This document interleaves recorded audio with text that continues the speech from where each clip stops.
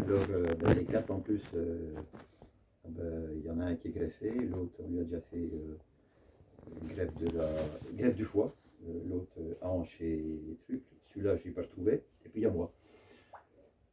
Je pense avoir une grande longueur d'avance sur eux au point de vue capacité physique. Donc, je pense que c'est bon mon chemin. Voilà. Donc, on va parler de l'alimentation. Et l'alimentation qui peut influer sur votre vie. Parce que vous êtes tous des sportifs. Donc vous faites du sport, je pense, pour améliorer votre santé. Je ne pense pas que le but, c'est pour nous, je sais pas. Oui, le but premier, ce soit d'être champion du monde ou battre des records, hein, c'est pas ça. Bonjour, bonjour. Donc quand on fait du sport, on fait ça pour améliorer sa santé. Donc pour améliorer sa santé, quand on commence, il faut faire quoi dans l'activité physique? Il faut faire de l'endurance. De l'endurance, pourquoi? Je commence à avoir chaud. La chaleur humaine, c'est terrible. Donc, je sais que la majorité d'entre vous savent ce que c'est de l'endurance, mais il fallait bien débuter quelque part, parce que je ne savais pas qui j'allais avoir. Donc, quand on commence à faire de la course à pied, pour améliorer sa santé, il faut passer par la phase d'endurance. La phase d'endurance, qu'est-ce que ça fait? Ça veut dire qu'il faut courir à une vitesse qui est en équilibre respiratoire. Ça veut dire qu'il faut pouvoir courir tout en discutant. Peut-être pas aussi facilement que je le fais maintenant, mais bon, il faut quand même être à l'aise. Et pourquoi? Parce que ça va vous permettre de développer beaucoup de capacités. Ça veut dire qu'en premier lieu, l'endurance, elle va développer vos capacités respiratoires. Parce que fatalement, là, ça va fonctionner, la cage thoracique, elle va fonctionner. Ah, on peut commencer, Christophe est là. Et respiratoire, ça veut dire que ça va développer vos poumons, ouvrir un peu vos poumons, ça va dresser votre posture, ça va dilater les alvéoles pulmonaires et l'oxygène va passer beaucoup plus facilement que si vous êtes resté sédentaire. La deuxième chose, c'est ça va améliorer la circulation sanguine. Pourquoi? Parce que la pompe, votre cœur, qui est un muscle, va se développer, va injecter beaucoup plus de sang dans le circuit et automatiquement va dilater un peu plus les artères et les veines, les alvéoles, et donc il va mieux oxygéner votre corps. Et puis il va développer les muscles que vous allez vous servir pour courir. Donc vous allez augmenter votre capacité par ce phénomène-là. Voilà. Alors la question c'est sur quoi peut-on agir d'autre? Parce que ça, vous le faites, vous courez. Alors, sur quoi peut-on agir d'autre pour améliorer son métabolisme, pour améliorer ses capacités? Parce que j'en étais un peu plein, quoi. Donc, vous allez développer vos capacités. Donc, à partir de là, qu'est-ce qu'on peut faire? Ah oui, la question c'est, est-ce que vous pensez être en meilleure santé après une séance d'entraînement ou avant une séance d'entraînement? À votre avis? Vos capacités physiques, elles sont meilleures après ou avant?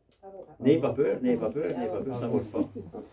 Alors, on va commencer par développer sa musculature, on va faire un squat. Tous ceux qui pensent que c'est meilleur avant, levez-vous. Voilà, très bien.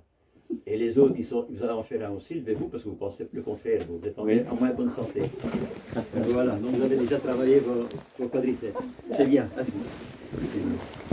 D'autres, la réponse c'est vous êtes en moins bonne condition après qu'avant. Tout simplement parce que vous êtes fatigué. Vous avez fait un exercice, voilà, vous êtes fatigué. Donc il faut, la première chose sur laquelle il faut agir pour s'améliorer, ce sera la récupération, parce qu'on est fatigué. D'accord? Et une des phases très importantes, c'est la récupération immédiatement après l'effort.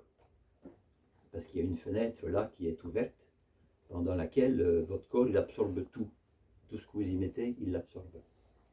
C'est pour ça que si vous faites un marathon ou un ultra, vous pouvez manger n'importe quoi, tout fait farine de moulin, tout passe.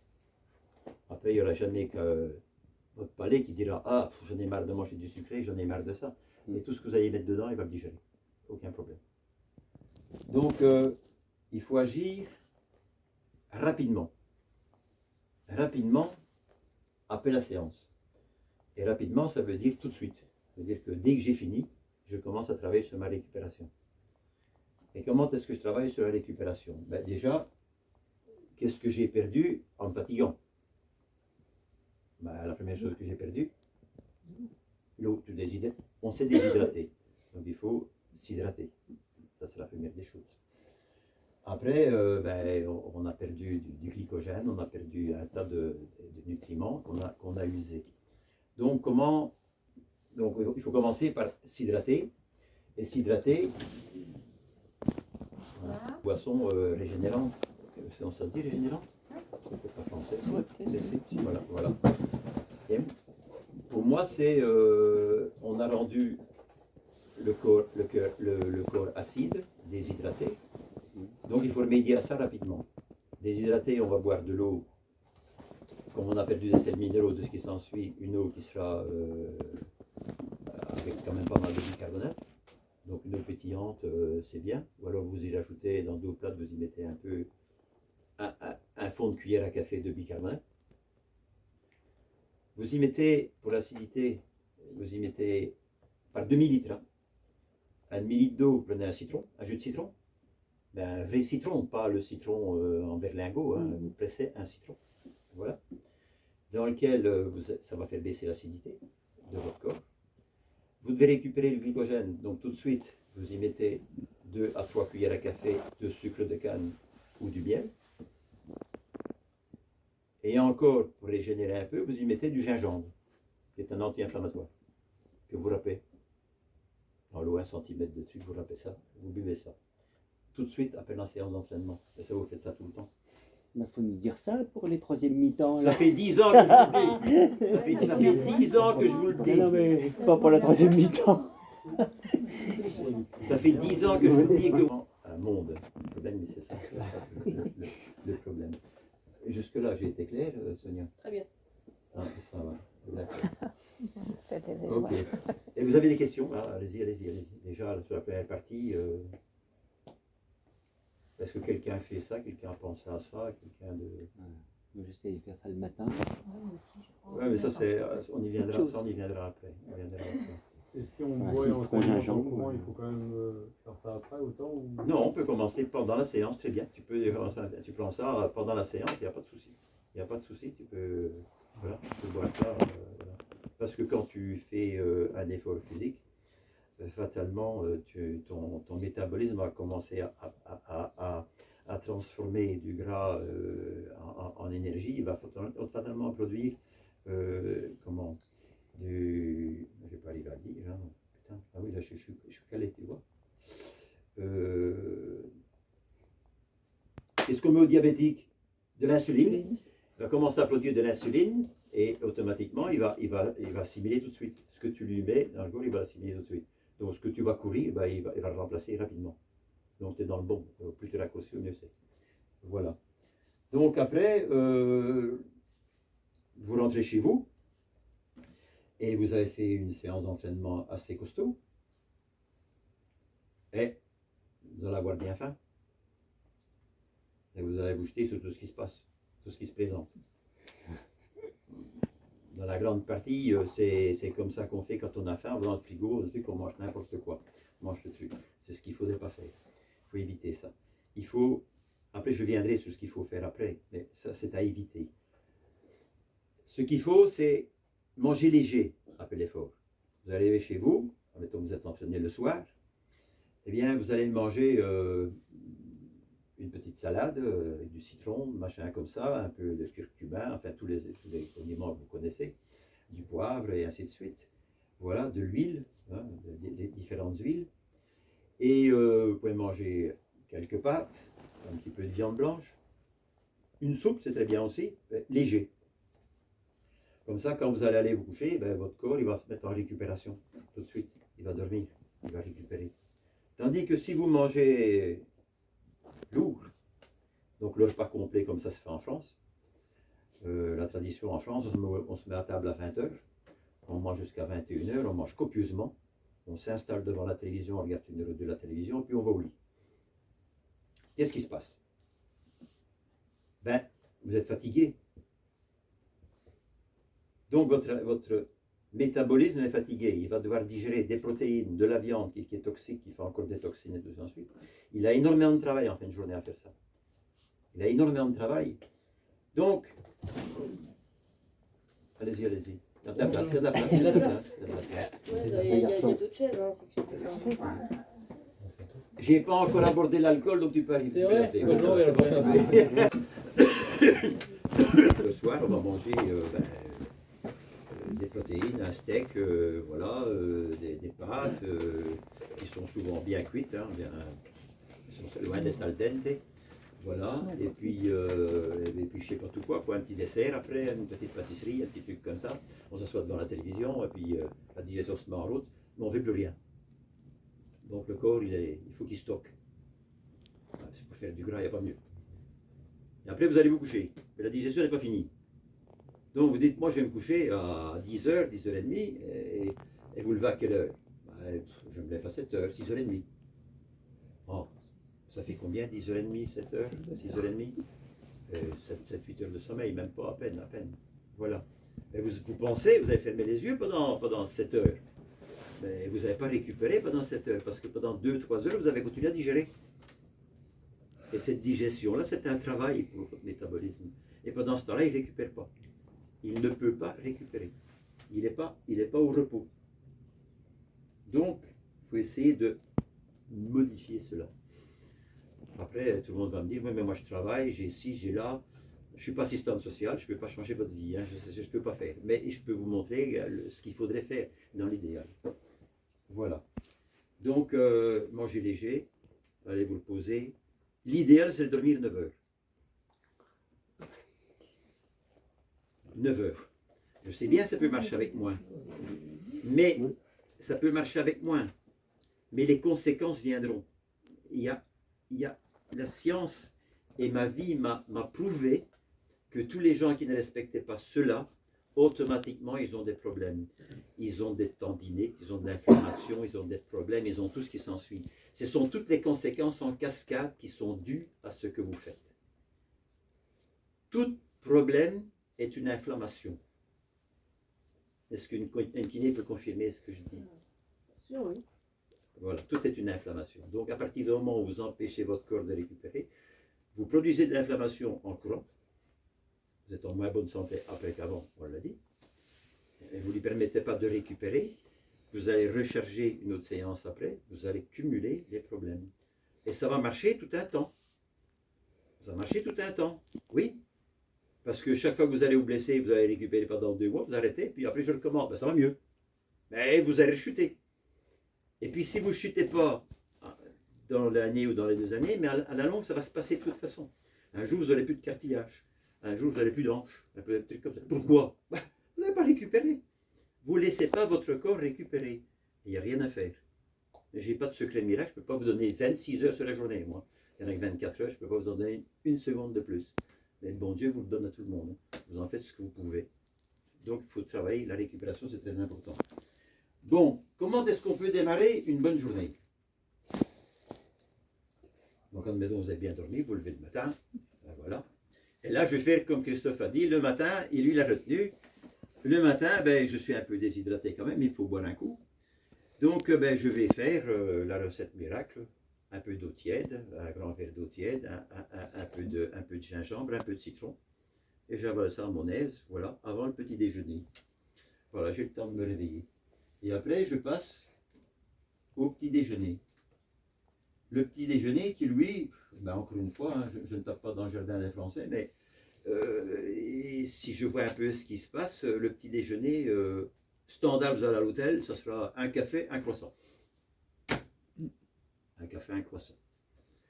Ou c'est des céréales petit déjeuner. Ou c'est du pain blanc avec du beurre et de la confiture. Ou un tas de choses comme ça. Là-dedans, il n'y a rien. il y a du sucre. Ben, il n'y a aucune protéine, il n'y a rien qui peut faire votre fibre musculaire. Rien ne peut constituer une fibre musculaire, parce que la fibre musculaire, c'est des protéines. Et si vous abîmez, quand vous courez, vous abîmez votre fibre musculaire parce qu'il y a des fissures. Je suis passé là-dessus. Donc, admettons qu'il y a des fibres musculaires, c'était des lignes. Hein. Voilà. On va faire des fibres musculaires, voilà, c'est comme ça, voilà. Et quand vous courez, eh ben, il y a des micro-fissures qui se font. Si on vous fait une prise de sang, un marathon, le médecin vous dit au repos à l'hôpital tout de suite, parce que vous avez tout ça qui circule dans votre sang. Non seulement il est déshydraté, mais en plus vous avez des fibres musculaires qui circulent dans vos artères, dans tout. Et votre cœur, il pompe ça. Et lui, c'est aussi un muscle, votre cœur. Donc il a aussi des fibres à lui qui circulent. C'est une catastrophe. Mais on peut récupérer d'un marathon. Hein. Donc ça, pour réparer ça, il y a quoi? Bon, ben, il y a les protéines. Et si vous allez manger votre croissant le matin et votre repas à la cantine le midi, ben là, quand vous allez passer la séance du soir après, ben, vous allez accentuer du mal parce que des protéines, il n'y en a pas. Vous n'avez rien bouffé. Des protéines, il en faut combien d'une alimentation? Ben, quand on est jeune, on va dire 1 gramme par kilo de poids, ça peut aller. Ça pourra faire. 1 gramme par kilo de poids. Mais à partir du moment où on commence à s'entraîner, il faut augmenter. Il faut passer à 1,2 gramme. Et quand on avance dans l'âge, le métabolisme, il ralentit l'absorption. Donc, à partir de 45 ans, ben, il faut augmenter encore la dose de protéines. Parce que votre absorption, elle est diminuée, elle est ralentie. Donc, il faut accentuer. Et qu'est-ce qu'on vous dit? Bon, les protéines, ça ne sert à rien. Parce que vous ne faites plus rien pour les sédentaires. Et vous qui courez à pied, ben, je vous apprends qu'il faut manger des protéines pour garder votre masse musculaire. Mais ça marche à tout point de vue, parce que si vous ne prenez pas de protéines, ben, la vie va vous rattraper. Hein. Pourquoi est-ce que vous marchez moins bien quand vous avez 60 ans que quand vous avez 20 ans? Pas parce que vous êtes fatigué, hein. Parce que vous avez moins de fibres musculaires. Et en plus, la fibre musculaire, c'est déshydraté. Donc, il n'y a plus d'élasticité. Donc, automatiquement, quand vous touchez le sol, vous vous enfoncez au lieu de bondir. Donc, la récupération. Je vais passer sur un coup. Une récupération normale, votre condition physique, elle est là. Il y en a ceux qui vont me dire, ouais, moi j'aimerais bien qu'on la mette au-dessus de la feuille, hein, parce que la mienne, elle est plus haute que là. Et d'autres vont dire, voilà, ça me suffit. Mais non. Tout le monde a sa condition physique. Peu importe votre condition physique, ça sera une ligne. Et qu'est-ce qui se passe quand vous faites un effort? Vous faites un entraînement, la séance que Sonia elle vous donne, elle fait 1h30 à peu près. Une séance d'Atcheri, ça fait déjà à peu près 1h30. Hein? Donc, parce que je trouve que c'est bien. Pour les gens qui travaillent, il faut récupérer et tout. 1h30 de séance, c'est pas mal. Donc, vous faites votre séance d'entraînement. Eh bien, dans votre séance d'entraînement, quand vous faites 1h30 d'entraînement, ben, votre condition physique, elle fait ça. Elle baisse, vous épuisez. D'accord? Et après, par une alimentation, comme je vous ai expliqué, ben, vous mettez en route la reconstitution. Voilà, ça remonte. Et si vous faites tout bien, ben, vous allez avoir une surcompensation. Et puis ça va se restabiliser, comme ça c'est parti. Voilà. Dans les meilleures conditions, que vous ne remplissez jamais, je vais vous dire avant, combien de temps pensez-vous qu'il y a entre là et là? Les meilleurs athlètes, c'est 48 heures.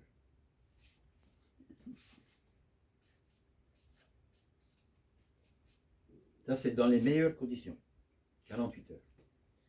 Donc, si je fais une séance intensive là, le mardi, et si j'en fais une le mercredi, qu'est-ce qui va se passer? Eh bien, il va se passer ça. Je vais encore descendre beaucoup plus bas. Et au plus vous la répétez ça, eh bien, ça va faire que votre condition physique, au lieu de faire ce qu'elle devrait faire normalement, ça veut dire qu'elle devrait aller en montant, ben, elle va faire tout à fait l'inverse, elle va faire cela. Je m'entraîne à tout casser, et puis je suis moins bien qu'avant. Bah oui, vous avez tout ce vous avez fait tout ce qu'il faut pour. Vous avez rempli toutes les conditions. Moi, je pense que pour quelqu'un qui, le lendemain matin d'une séance d'entraînement, se lève, a le stress de la vie, les enfants, le travail et tout ce qui s'ensuit, mettez 72 heures. Même en s'alimentant bien. Mettez 72 heures. Avant de faire une séance intensive, je parle. Je ne parle pas d'aller faire un footing. C'est autre chose. L'oxygénation, l'endurance, on peut en faire tous les jours de l'endurance. L'endurance, on est en équilibre respiratoire. On ne s'use pas. Normalement, on doit pouvoir courir. C'est la vitesse à laquelle vous pouvez dire, je peux courir 10, 15, 20 km. Je ne m'épuise pas. Ça ne compte pas là-dedans. C'est autre chose. Donc, à partir du moment où on commence à s'entraîner, eh bien, vous faites ça, donc vous voyez les risques qu'il y a. Si, quand j'arrive ici, j'ai fini la séance, je m'avais fait un gros gueuleton, ah ben, vous rajoutez du temps là.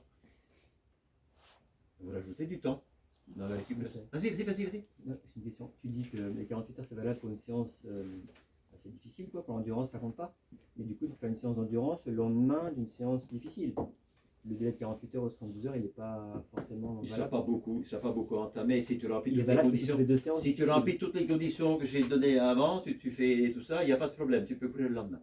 Il n'y a pas de problème. C'est même recommandé si tu as un certain niveau. Ça veut dire que si tu as un débutant ne court pas tous les jours. Un débutant, quelqu'un qui commence, il va courir tous les 2-3 jours pour le temps à son organisme de s'adapter.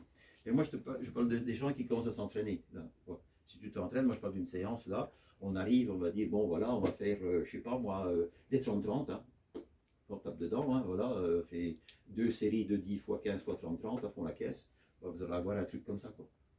Bon, alors j'en étais où? Ah oui, j'étais sur le gueuleton. Si vous faites un petit gueuleton là, parce que c'est bien, hein, j'ai fait la course, j'ai fait la compétition, on va au resto, on mange à bout, on est bien.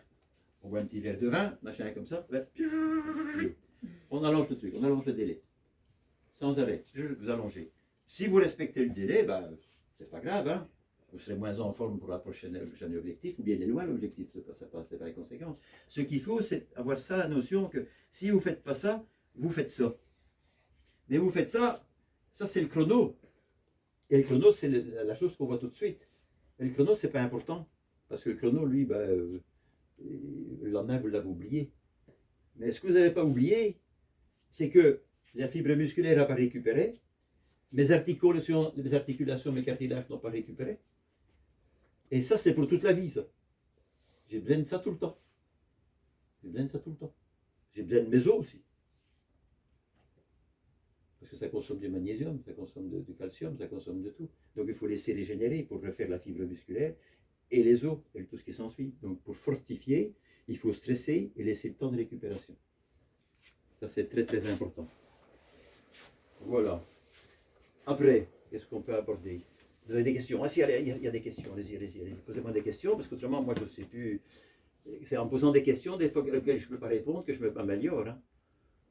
Jusque-là, ça va, tout le monde? Je vais y arriver. Quelle proportion? Je vais arriver sur le petit déjeuner, sur l'alimentation. Mais j'avais oublié celui-là, c'est vrai que je suis en arrière. On voit qu'il y a quelqu'un qui suit quand même. Voilà. Ce qui est positif, un bon petit déjeuner. Fatalement, je l'ai personnalisé parce que c'est avec mon palais qui fonctionne. Hein. Ça, c'est donc, nous avons besoin, pour affronter la journée, de beaucoup de protéines, des fibres, des vitamines, voilà, des oméga 3, des magnésiums, des potassiums. Est-ce que tout le monde sait où on va là? Je pense, voilà. Ok. Donc, au réveil, je prends mon petit verre de jus, de citron et ainsi de suite. Et après, voilà. Moi, je préconise des œufs, un demi-avocat, une tomate.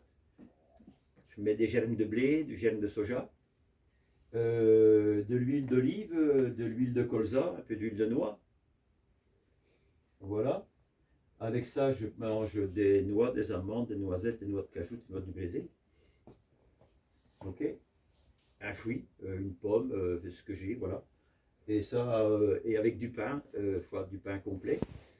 Mais je mange du pain, je fais moi-même. Le pain du du commerce, je ne sais pas où en acheter, parce que tout ce qui est pain, j'aime pas taper contre les boulangers parce qu'ils font leur travail, mais souvent le pain blanc, déjà, il faut le bannir, c'est du sucre, c'est raffiné. Le pain qu'on vous vend, il est trop salé. On y met au moins 4 grammes de sel pour un pain, c'est énorme la quantité de sel qu'on met dans un pain. Et moi je mets juste 2 grammes, j'en suis à la moitié. Voilà. Donc, mais enfin, si vous trouvez un pain bio complet, vous mangez ça, ou alors vous mangez du riz le matin, ça dépend ce que vous pouvez manger, quoi. Voilà, ça c'est le petit déjeuner idéal. Et pour varier, ben, vous y mettez, moi je mange des sardines, je mange du saumon, je mange du foie de morue, je mange enfin, un peu de trucs comme ça, quoi. Même des rillettes, hein, à l'occasion si vous voulez, ça fait pas de tort. Manger une fois un peu de gras, c'est pas bien méchant. Sauf si vous savez pas d'où il vient. Car si vous connaissez votre boucher, vous essayez de faire confiance un peu à votre boucher, voir ce qu'il y met. Jusque-là, ça va? Est-ce que ça vous dit quelque chose? Comment Oui, ils oui. font pour tenir là alors? Très bien. Si c'est une question, c'est bien. Il y a des gens qui mangent rien. Mais je vais déjà continuer. Après, je vais revenir à ceux qui ne mangent rien. Eh bien, pour ceux qui n'ont pas le temps, parce que les gens vont me dire, ouais, il faut du temps pour ça. Parce que je dis ça parce qu'on me l'a déjà répliqué quand j'explique aux gens. Ouais, mais le matin, je ne vais pas me lever à 5 h du matin pour faire mon petit déjeuner. Hein, c'est pas possible. Hein. Hein, c'est très dur. Ben, je dis, ben, il y a une alternative. Ah, vas-y, rentre. Fais comme chez toi. Il y a une alternative. Prenez une barre de céréales sans trop de sucre et une barre de protéines. Et puis un lait de soja, un machin, un truc comme ça, un fruit. Et puis bon, ça fera un peu l'affaire, quoi. C'est ce que je peux vous donner qui est le plus rapide. Je ne sais pas faire beaucoup mieux. Voilà, et à 10 h, vous ferez un 10 h, vous mangerez votre fruit et puis une autre barre de protéines si vous voulez, si vous n'y arrivez pas. Parce que si vous avez pris un petit déjeuner, comme je vous ai dit, vous n'aurez pas faim avant midi. Hein. Vous n'aurez pas faim. Hein. Donc ça se digère, vous avez de l'énergie pour toute la matinée. Voilà. Donc pour celui qui n'a pas faim, eh bien, celui qui n'a pas faim, il peut y avoir deux choses. La première, sur laquelle j'essaierai de trouver une solution, ça serait le repas du soir qui est trop copieux et trop tardif. Donc, le matin, vous avez encore tout le repas de la veille qui vous traîne dans le corps. Il n'a pas été consommé, donc vous avez beaucoup d'énergie. Et comme vous n'avez pas mis beaucoup de temps, parce que on préconise d'avoir entre, si je griffonne encore là-dessus, vous allez encore voir, entre le dernier repas du soir et celui du matin, une longue plage horaire pour donner la possibilité au corps de récupérer. Donc une longue plage horaire, ça serait au minimum 12 heures. Fatalement, vous raccourcissez ça. Mais il est possible que le matin, vous n'avez pas faim. Hein. Si vous avez bien mangé à 10 h du soir, à 6 h du matin, difficile d'avoir faim. Hein. C'est qui est logique. Ça te répond un peu. Ou alors il y a des gens qui peuvent vraiment pas manger le matin, qui ont respecté tout ça, mais ils n'ont pas faim. Eh bien, moi j'ai donné le conseil du trou normand. Ça va là, c'est avec juste la prune. Ouais, non, mais c'est bien. Non, mais c'est ça. Sauf que j'ai évité la glace et j'ai évité l'alcool dans mon trou normand, moi. Donc je vais boire une boisson un peu sucrée et des fois une demi-heure après, la personne a faim. Ça peut aider. Pour quand même manger un peu le matin, pas partir à jeun. Voilà. Il n'y a pas d'autre chose, je n'ai pas trouvé. Il y a peut-être d'autres trucs, mais là, moi, je ne sais pas. Et si vous n'avez pas faim le matin, il y a beaucoup de chances que ce soit le non-respect de la plage horaire qui est entre les deux. Moi, j'arrive à faire, encore une fois, moi, je vis là-dedans. Moi, je mets minimum 14 heures entre les deux repas, entre celui du soir et du matin. Entre les deux, j'ai déjà fait une séance d'entraînement. Je me lève, je prends mon jus, machin comme ça. Je suis parti pour ma demi-heure de séance du matin à faire mes gammes, mes trucs comme ça. Puis je reviens, ma douche et puis je mange. Il y a besoin d'autre chose que de la protéine par rapport à leur développement, notamment. On parle de calcium, mais je conseille certaines choses qui favoriseraient la récupération, mais autre chose que par la fibre musculaire, c'est-à-dire que du développement des os, ces choses-là. Ben, tu étais là quand j'ai donné le petit déjeuner? Non. Ah, Ça. voilà. C'est pour ça que je demande. Voilà. Bon, moi, j'ai donné un exemple de petit déjeuner. D'accord? Qui est valable pour Louis. Il y a pas de- Et pour les grandes là-bas au fond, beaucoup. Il est beaucoup important. Hein?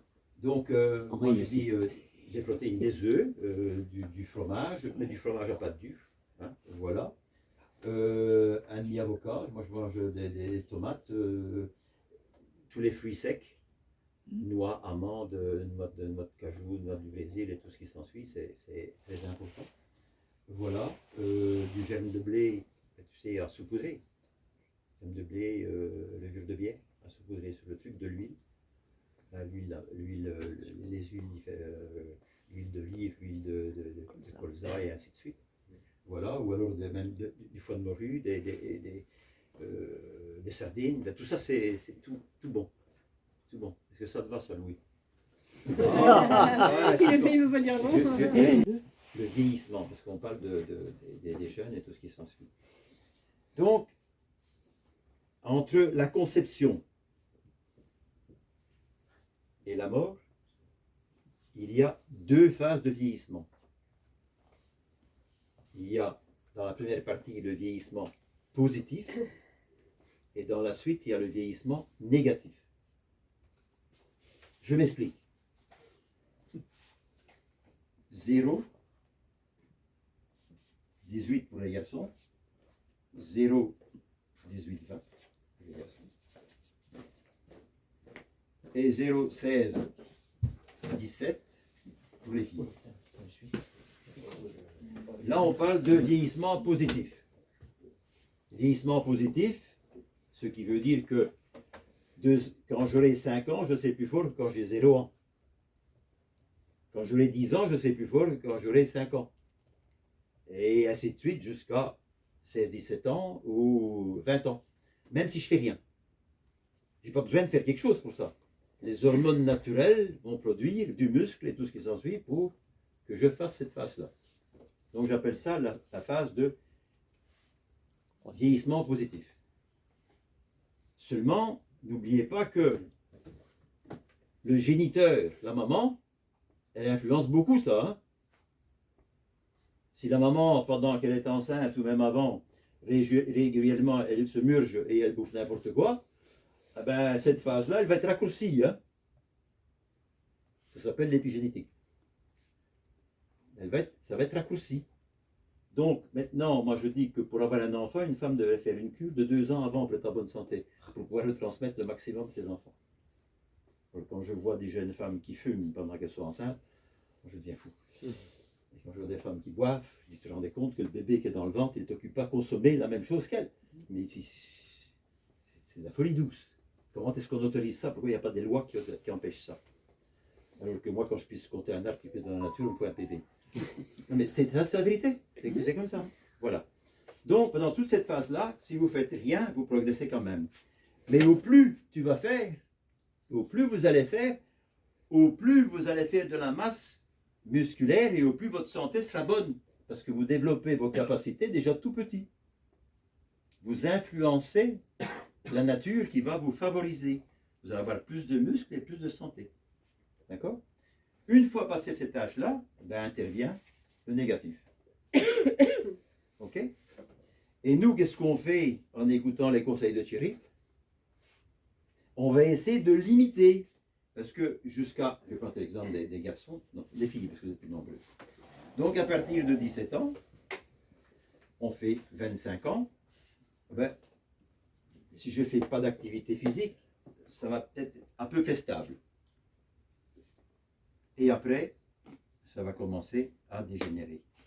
Parce que, comme je n'ai pas entretenu mon capital, eh bien, ma masse musculaire va commencer à fondre, les os, machin, tout va s'accentuer. Voilà. Ça va aller dans ce sens-là. Ça s'appelle la sarcopénie. Vos muscles s'en vont, tout doucement. C'est pour ça que je dis souvent, c'est une parenthèse, c'est une blague. Hein. Le faire se met en route, c'est une connerie. Mais qui a quand même son sens. Je disais toujours aux dames qui sont dans la marche de... Donc, à partir du moment où vous ne faites rien, ça fait ça. en faisant de l'activité physique, vous entretenez votre capital qui va baisser moins vite. Mais fatalement, il baissera quand même. Mais on peut rattraper le coup. Ça veut dire qu'on peut être très bas à 25 ans, se mettre à faire une activité physique, musculation, attention, truc, et remonter sa condition physique. La preuve, c'est que au plus vous vous entraînez, au mieux vous êtes. Même si vous avez 40 ans, vous améliorez vos conditions physiques. Vous pouvez les améliorer. Ça sera beaucoup moins vite, moins rapide et moins efficace que quand vous êtes à cette plage horaire-là, naturellement, mais ça peut se faire. Ça peut se faire. Même à 80 ans, on peut faire des muscles, à condition de s'alimenter correctement. Si vous n'apportez pas, on ne peut pas faire de fibres musculaires si vous n'apportez pas de protéines, il n'y a rien à faire. C'est toujours le même système. La fibre musculaire, c'est de la protéine. Pour la réparer et pour la favoriser, il faut faire du muscle, faire des exercices, il faut les faire travailler. Mais travailler, ça veut dire, ah, moi je fais du sport. C'est vrai qu'il y a plein de gens qui font du sport.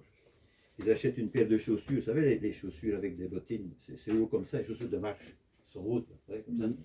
Elles mettent leurs chaussures et puis elles vont voir chez leurs copines, on va marcher un petit peu. Je dis les femmes parce que c'est souvent ça. Et elles vont marcher, blablabla. Elles rentrent une heure après. J'ai fait du sport, hein? Ah non, vous n'avez rien fait du tout. Si, vous avez développé la langue et vous avez transpiré un peu sous la langue, mais c'est tout. Donc, bénéfice, là, zéro. À part l'oxygénation peut-être. Et le stress. Mais question physique, aptitude physique, vous n'avez rien développé du tout. Il faut une certaine intensité. Si vous ne faites pas une certaine intensité, ça ne sert à rien. Et c'est aussi une intensité répétée. Parce que je vais chez le dentiste, il regarde les dents, et il dit, ah, il faut brosser vos dents tous les jours. Et même 3 fois par jour, si c'est possible. L'autre lui répond, oui, mais moi je les brosse 8 fois le dimanche.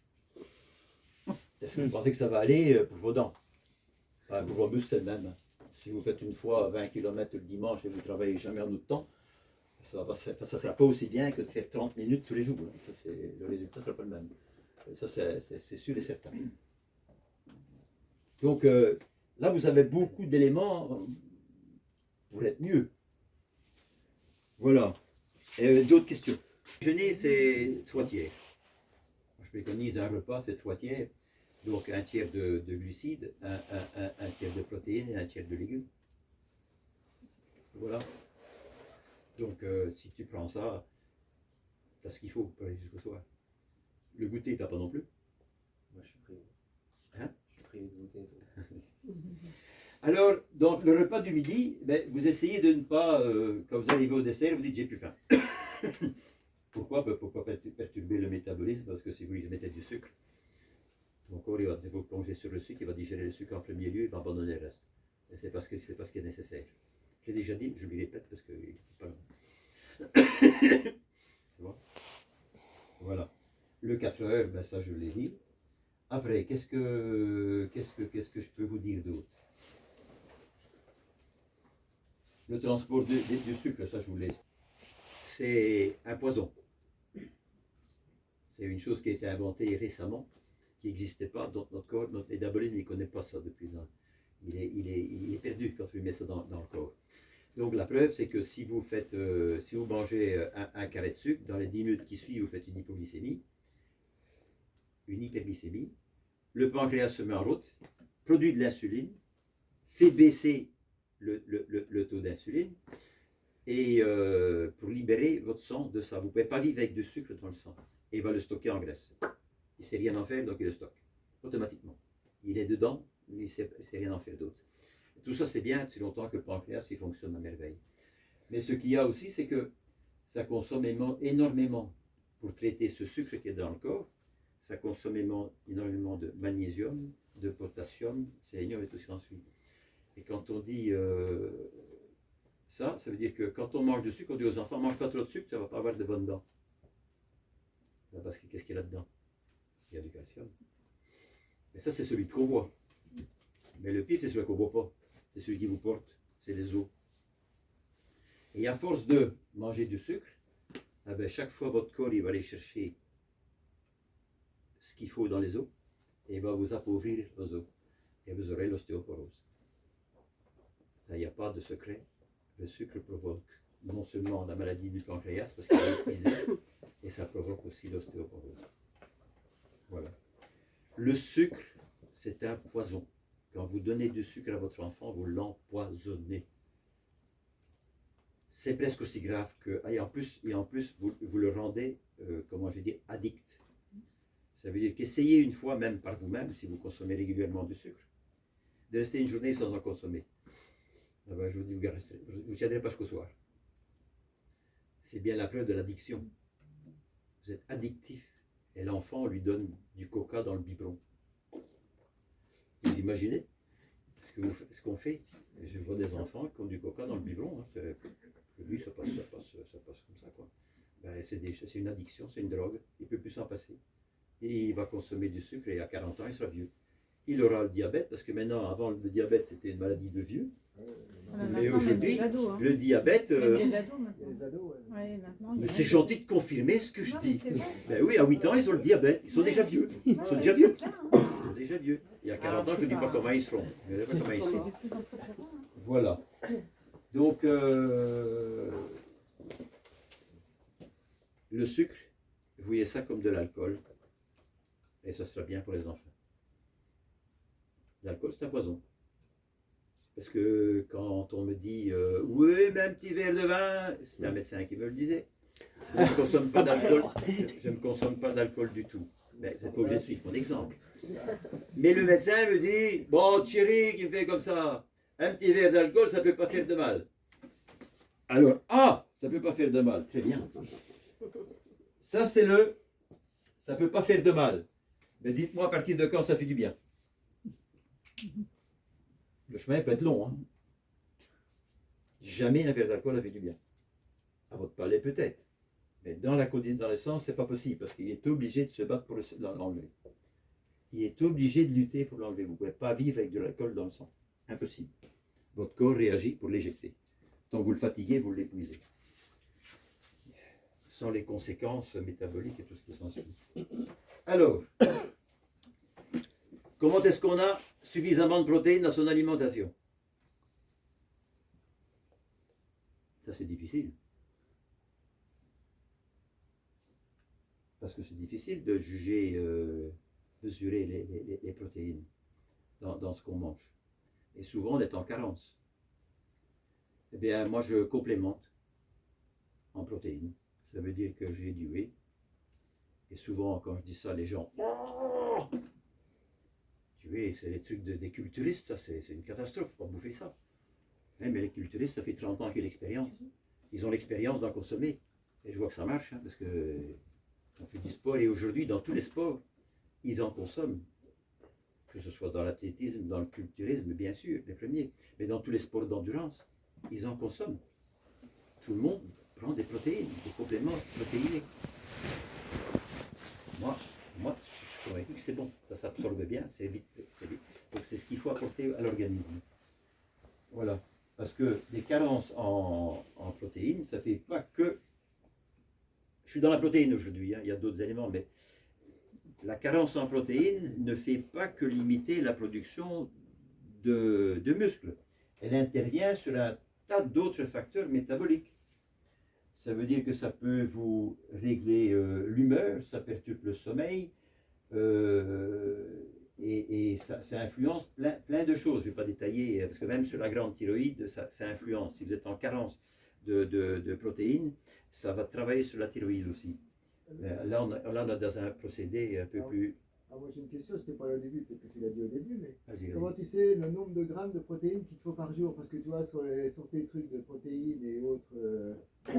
Très bien, j'ai oublié, c'est bien. Tu bien, as c'est des bien. nombres de grammes de protéines, Ouais. ça t'importe, mais de quoi tu as besoin? De quel grammage Voilà. t'as besoin? Tu as besoin, je l'ai dit, mais tu n'étais peut-être pas, mais je l'ai dit, Oui. mais c'est pas grave, je peux me répéter.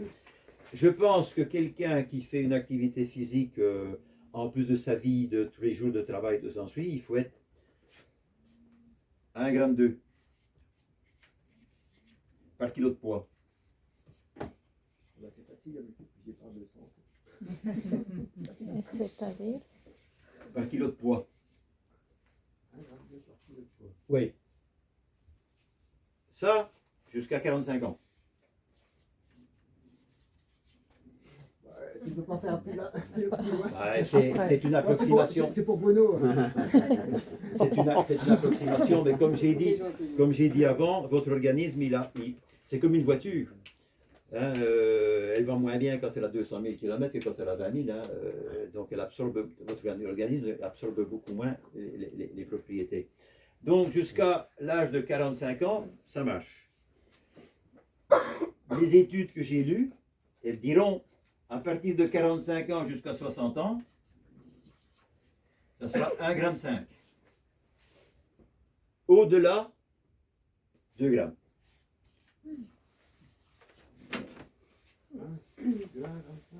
Oui. Au-delà, 2 grammes. Toutes les personnes qui sont dans les maisons de retraite sont en carence protéinique. C'est pour ça qu'elles ont une durée de vie qui est statistiquement prouvée de 2 ans et demi. Vous rentrez en maison de retraite, dans les 2 ans et demi, vous y passez, c'est normal, il y a 2 ans et demi qu'il y vit. Il rentre en marchant,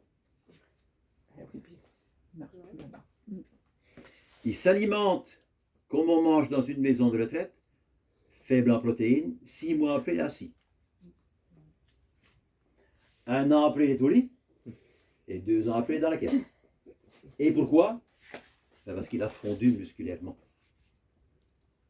Il a fondu musculairement. On l'a appauvri, on l'a dénutri. On ne donne rien à bouffer aux gens. Et c'est la même chose pour les cantines, pour les enfants, les cantines scolaires. Le midi, ils ne bouffent rien. Non seulement ils ne bouffent rien, mais ils se motivent pour ne rien manger. Avant de rentrer, ah, c'est pas bon. Et l'autre, il dit à l'autre, c'est pas bon. Et le troisième, ah ben le quatrième, c'est pas bon. Parce qu'ils ont déjà, voilà. Et ils se motivent à manger, c'est pas bon. Donc ça, c'est un autre problème, mais c'est une catastrophe. Ils arrivent le soir, ils sont affamés, ils bouffent n'importe quoi, parce qu'ils ont faim, ce qui est logique. Ils sont en pleine croissance. Ils sont en pleine croissance. Et du coup, là, alors, pour continuer ma question, Oui, vas-y, là, vas-y. c'est effectivement à tous les jours. Et quand tu fais une activité, quand on fait un 20 km par exemple, quand on doit faire du sport, qu'est-ce qu'on doit mettre en plus ou en moins en protéines? Est-ce qu'il faut changer ce grammage-là? Est-ce qu'il faut consommer de la protéine au moment où tu fais des activités ou avant ou Mais je suis après, content que tu es là, Tu vois, je parce peux que dire- c'est le seul qui a posé une question. Intelligente, s'il te plaît. Non, il n'y a pas de question, il n'y a pas de question, il n'y a pas de question pas intelligente. Eh bien, ça sera toujours le même grammage, sauf que tu vas l'apporter le plus proche possible de la fin de l'effort. Par un complément, comme j'ai dit, un whey ou un truc comme ça. Oui, c'est les smoothies, les machins, des trucs de poudre de protéines qu'on mange. Tu vas l'apporter, tu vas apporter Tu plus. apportes en plus, pareil, mais tu apportes pareil. Voilà. Tu l'apportes. De toute façon, un excédent de protéines, tu ne peux pas avoir. Bon, maintenant, et si tu en consommes 5 grammes, c'est pas recommandé, parce que les reins, tout ce qui s'ensuit, c'est pas l'idéal. Mais si tu es un petit peu au-delà de la dose, il n'y a rien, ça va passer aux toilettes. Hein. Tu auras juste un peu plus soif, Ouais, mais tu... que tu vas devoir éliminer. Dans le Pardon? complément. Parle, dis. Je répondais à la Si question. c'est même en buvant plus, ça compense pas. En boire? Oui. Bah non, tu vas t'hydrater, tu vas te réhydrater, mais les protéines, c'est dans l'eau, tu ne vas pas trouver beaucoup de protéines. Hein. Dans le café, il n'y a pas de protéines. Hein, Le pas de corps protéines. absorbe ce qu'on a besoin. Ouais, tu vas absorber ce que tu as besoin. Après, c'est Et puis le reste, ben, tu vas rejeter. Mais ça, c'est pas moi qui ai inventé ça. Hein. Ce sont des études scientifiques que j'ai lues et relues. Et je passe mon temps à ça. Bien sûr, j'ai beaucoup de temps parce qu'on ne me paye rien faire. Bon. J'ai la chance d'être arrivé à Châteauroux chez, comment c'est Feignoux. Voilà, moi, j'achète pas. Te gêne, c'est ton droit. C'est ton droit. On doit pouvoir pallier par Non. l'alimentation. Non. Non. Parce que alors on fait trop de sport quelque part, on en a trop de dépenses énergétiques par rapport à ce qu'on est capable Ouais. de. Si tu fais une alimentation. Vas-y. Juste exemple, une viande blanche 100 grammes, ça apporte combien de protéines? Pour prendre compte, 100 grammes de viande blanche. ouais, pour avoir une idée. Ouais, si je ne pense pas que je dise une bêtise, parce que la viande rouge, 100 grammes, c'est à peu près 20 calories. Et la blanche, c'est la moitié. Ou un peu plus. 20 grammes de protéines, et c'est à peu près la moitié. La viande blanche.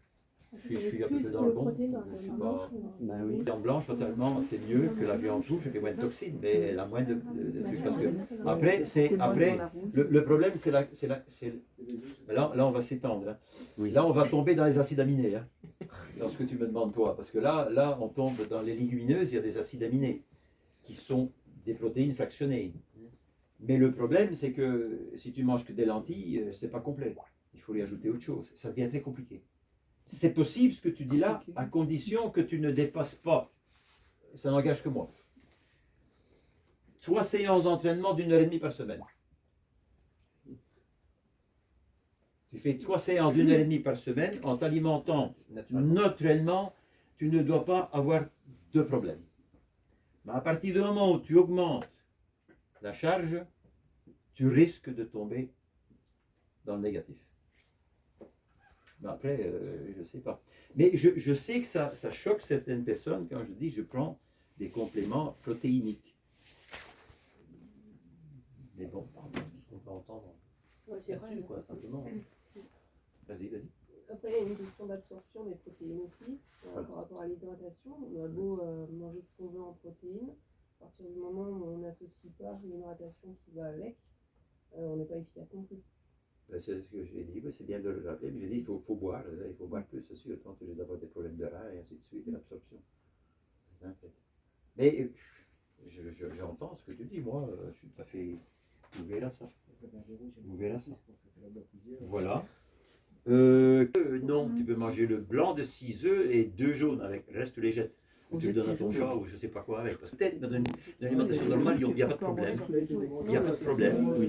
Mais je parle pas d'œuf industriel parce que un œuf n'est pas un œuf.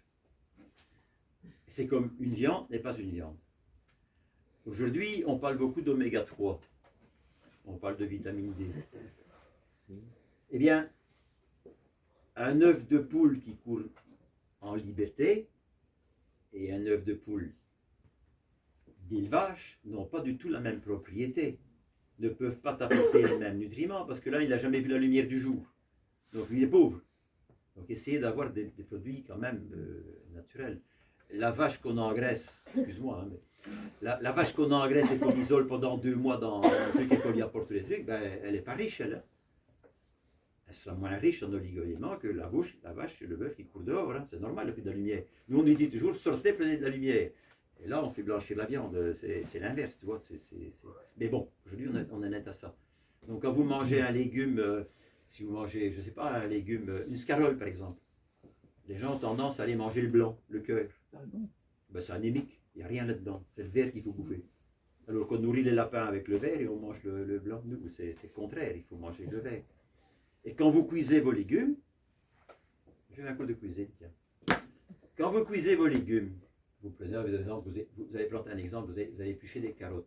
Déjà, il ne faut pas trop les éplucher parce que c'est la poubelle qui ramasse les propriétés et c'est souvent dans la peau que les propriétés sont. Hein?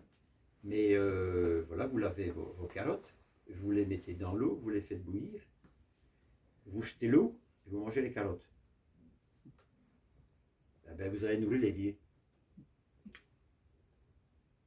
Parce qu'on peut en faire du jus. Tu le bois. Ah non, mais je parle de l'eau, vous l'achetez. Oui. Parce que vous allez voir, vous avertez la couleur, la carotte, elle a pâli, et l'eau, elle s'est colorée. Ouais. Les éléments, ils sont dans l'eau.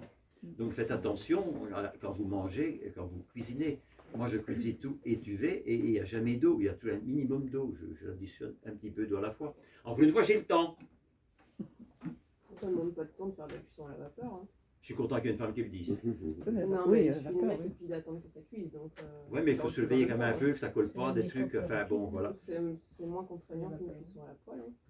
Voilà, donc voilà, c'est très bien, j'aime bien. Moi, voilà, donc il faut protéger vos aliments. Bruno, une question, allez. Tout à l'heure, tu parlais de nuit de sommeil. Oui. Ou bien pour une bonne récupération. Tu parlais de 9 heures de sommeil. Bah, c'est très bien, mais moi, 9 heures de sommeil, il y a des années, je ne dors pas pendant 9 heures. Quoi. Moi, c'est plutôt 2 heures, 3 heures, 4 heures les bonnes nuits, 5 heures, admettons, c'est vraiment très très rare. Donc je pars déjà avec un sacré handicap. C'est pas dit. C'est pas dit, non, c'est pas dit. On est, quand je dis 9 heures, je parle de la majorité des gens. Oui. Il y a 2-3% de personnes qui n'ont pas besoin de dormir autant d'heures.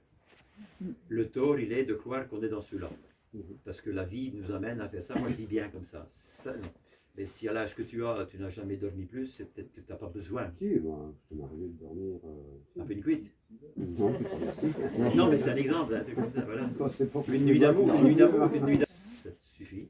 Si tu as mis en pratique, ben, c'est sur l'autre feuille, le décalage, l'écart entre les heures, entre le dernier repas et le nouveau, tu essayes de limiter le café, les excitants en fin de journée, tu testes un peu. Hein, le meilleur médecin, c'est toi. Hein. Moi, je raconte que des choses que j'ai inventées, mais votre meilleur médecin, c'est vous.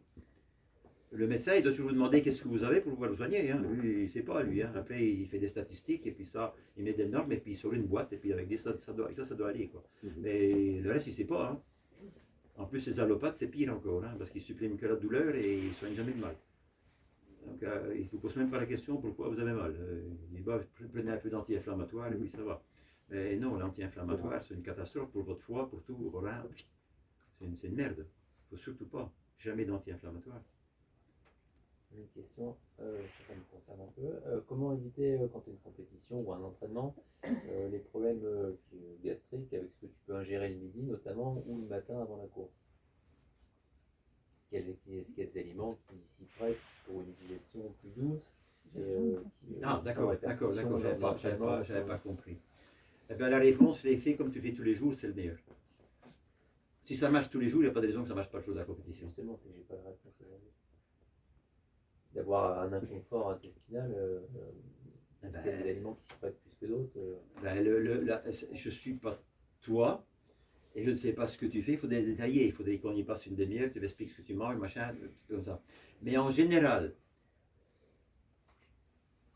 quand je fais une compétition, quand vous faites une compétition, c'est le stress de la compétition qui vous engendre le problème. Ce n'est pas la compétition ni l'alimentation. Il ne faut surtout pas faire d'expérience le jour de la compétition et ne changez rien si ça marche tous les jours. C'est ce que vous faites tous les jours qui vous fonctionne. C'est vous, vous l'avez personnalisé. Je dis mon petit déjeuner, ben c'est le mien, moi il me va. Il ne fait pas jamais mal à l'estomac, il ne fait jamais rien du tout, lui il va. Maintenant je vais donner ça à quelqu'un d'autre. Oui, mais je dis moi si je mange des aftes tous les jours, si je mange des noix tous les jours, ça des aftes. Ah, ben voilà, une conséquence qui fait que pour lui c'est pas bon, c'est moins bon que pour moi. Il faut trouver un remède. Mais la préparation d'une alimentation particulière pour une compétition, ça se fait plusieurs jours à l'avance. Ça peut influencer le résultat, mais ce n'est pas parce que tu as pris un petit déjeuner que tu vas courir mieux ou moins bien. Si tu manges des frites avec des machins, ça, oui, mais ça, personne ne fait ça. Hein? Donc, pour influencer ta performance, il faut s'y prendre longtemps à l'avance, plusieurs jours. Mais le jour même, c'est fini, ça ne sert à rien. Tu ne prendrais pas de petit déjeuner, que ça serait le même. Ça ne change absolument rien. Rien du tout. Même si tu vas faire un long truc, parce que tu vas t'alimenter sur le parcours. Donc ça ne change rien. C'est ce que tu as testé pendant tes entraînements, qui sait qui est bon pour toi, et avec ça, tu peux faire le truc. Ça, si tu expérimentes des gels ou des machins comme ça que tu n'en as jamais pris avant, ça, il ne faut pas t'attendre, ça peut mal se passer. Boire plus que d'habitude, c'est la même chose, c'est une connerie. Il faut que je boive tout le temps, tous les heures. Mais non. Le gamin, il sait quand il a soif, toi tu sais quand tu as soif, tout le monde sait quand il a soif. Quand tu es vieux, il paraît qu'on ne le sait plus. Bien que je me pose des questions, parce que c'est une blague, hein. Mais ça s'est passé, Et... Je l'ai dit. Oui, que ça. Alors ben moi, le lait... non, mais pas de lait, mais éventuellement les yaourts. Non, mais yaourt nature, vous pouvez consommer de tout, oui, avec modération. Je déconseille le lait de vache, parce qu'il est devenu tout à fait artificiel, il est acide, parce qu'on leur apporte de l'ensilage, on leur apporte des trucs, ce sont des machines à lait, des tanks à lait. Et deuxièmement, la protéine lait vache est trop puissant pour nous. Et il y a une preuve qui est là. Pour moi, j'ai jamais aimé le lait, donc ça me tombe bien dans l'oreille. Je le dis avant de commencer, parce que comme ça c'est clair. Pourquoi le lait serait-il bon pour nous, les humains, alors aucun mammifère ne consomme du lait après le sevrage? Pourquoi nous, on serait spéciaux? Ben parce qu'il y a un commerce de lait, parce que ça rapporte beaucoup de sous. Et on a dit, il faut manger des yaourts. Mais n'oubliez pas que ce sont dans les pays où on consomme le plus de lait qu'il y a le plus d'ostéoporose et le plus de cancer du sein. C'est peut-être pas à cause du lait, c'est peut-être à cause de tous les produits qu'on a trafiqués pour la vache, ça je ne sais pas l'expliquer. Mais une chose est sûre, c'est que le veau il prend 300 kilos la première année, et nous le bébé il prend 3-4 kilos. Hein. Il y a un problème quoi. La protéine du lait est trop riche pour nous. Après, toutes les autres choses, mais vous pouvez consommer des yaourts, il y a des yaourts de chèvre, des yaourts de trucs, avec des petits mammifères, il y a un truc. Mais essayez de savoir si c'est bien quelque chose qui est sain, si c'est industriel, le problème c'est ça. Il faut éviter les plats cuisinés, c'est très mauvais.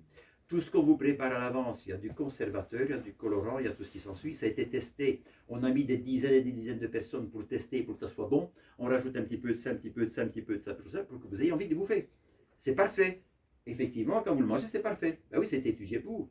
Mais est-ce que c'est parfait là-dedans? J'ai des doutes. J'ai beaucoup de doutes. Après, avec le yaourt, c'est l'histoire de la fermentation, comme le fromage. Donc, on a plus les mêmes problèmes par rapport aux protéines. Très bien. Mais moi, j'aime pas le lait, c'est pour ça que je ne le dis pas. Non, non, c'est avec la fermentation, elle change tout. Et le lait de vache, c'est peut-être bon, parce qu'avant, on le faisait bouillir. C'est le lait UHT qui n'est pas bon, parce qu'il n'a pas été bouilli, rien du tout. Donc, on n'a pas fracturé les protéines. Mais moi, le lait, je compte influencer. Vas-y, vas-y. Même du lait de vache qu'on va sortir directement du pied, c'est quand même, il y a quand même des hormones de croissance dedans. Voilà. Voilà. On est là pour faire grandir un veau ou tout autre animal. Et c'est ça le problème sur les cancers, sur d'autres soucis de santé, c'est qu'en fait, on a plusieurs hormones de croissance et ces hormones de croissance permettent de faire croître des cellules pathogènes, notamment. Merci de complémenter ce que je dis. Je dis pas beaucoup, ouais. Mais après un entraînement, on a quand même ce qu'on appelle une fenêtre métabolique, où en fait nos cellules ont des récepteurs qui s'ouvrent pour justement faire venir du glucose pour mieux récupérer. C'est là qu'il faut quand même manger un petit peu alors pas du mauvais sucre, mais des apports glucidiques. Parce qu'autrement on se fatigue aussi à ne plus avoir de réserve dans les cellules. Donc, c'est pour ça qu'il est très intéressant de chercher directement après, de prendre cette boisson glucosée avec du sucre après l'entraînement, le plus proche possible de l'entraînement. Au plus vous attendez, au plus ça sera compliqué. Enfin, ça ne sera pas compliqué, mais au moins votre corps absorbera. Ça, il n'y a pas de... Ça, c'est sûr. Moi, je disais surtout, pas manger, c'est bien de le souligner, c'est magnifique. Merci. Non, parce qu'il y a beaucoup de sportifs qui ne veulent pas manger. On est aussi dans le cycle où il faut s'entraîner, mais il ne faut pas non plus trop manger parce que...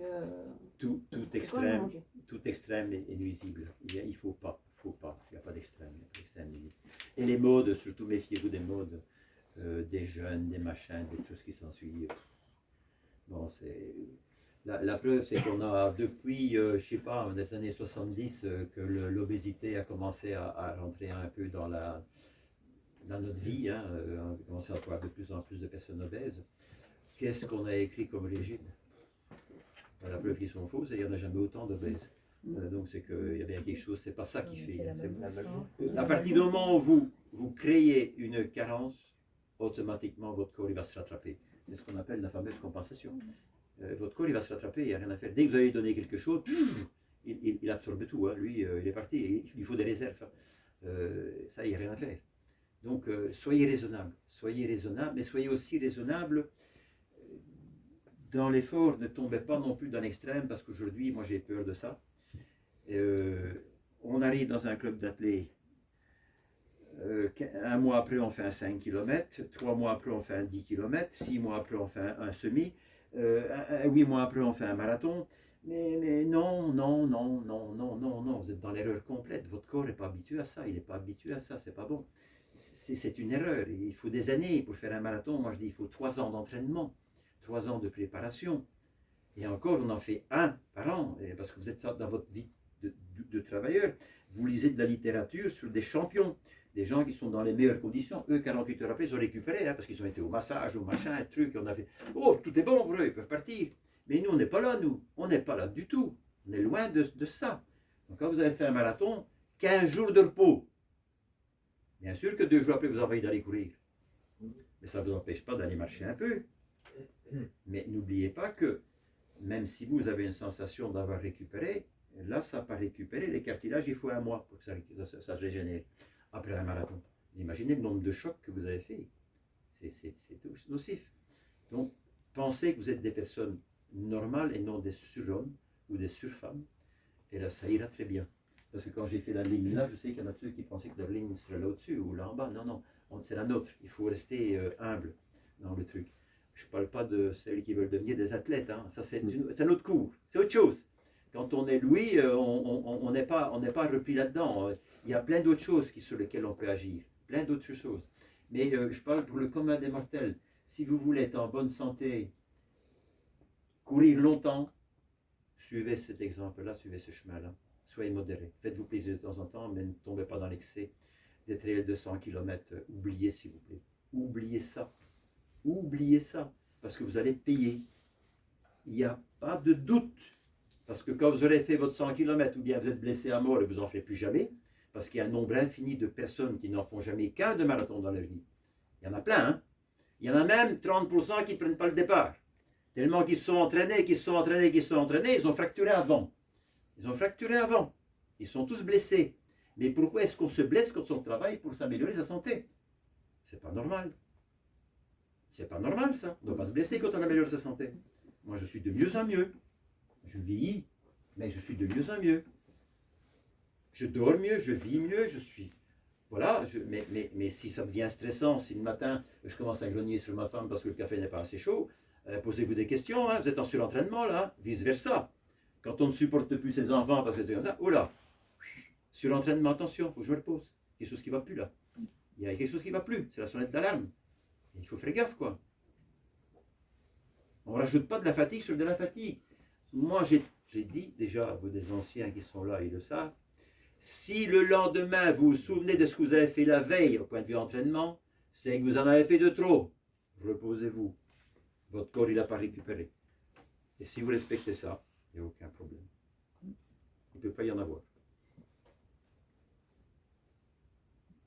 Quel silence. Des trucs comme ça, les gens ils viennent vers moi et me disent putain, comment tu fais? Je ne l'explique pas tout ça parce qu'après il va être plus fort que moi. Mais, je leur dis ouais, tu mets un pied devant l'autre et tu cours et puis c'est bon quoi. Faut pas, voilà. Hein. Mais il y a quand même quelque chose. Il s'est passé quelque chose. Parce que j'étais pas bon au début, j'étais moyen.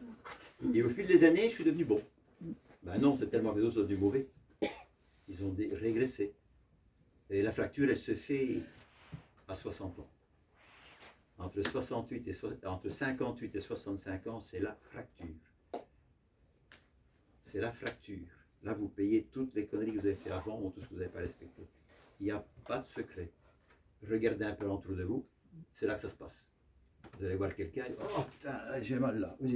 On les appelle bien les tamalous, hein. C'est pas normalisé, ils ont tous mal quelque part. Moi, j'ai mal nulle part. Alors, c'est que c'était pas si con que ça ce que j'ai fait. J'ai mal nulle part, mais je vais moins vite. Mais j'ai mal nulle part. Voilà. Merci de m'avoir écouté. Merci. Bonne soirée à vous. Merci.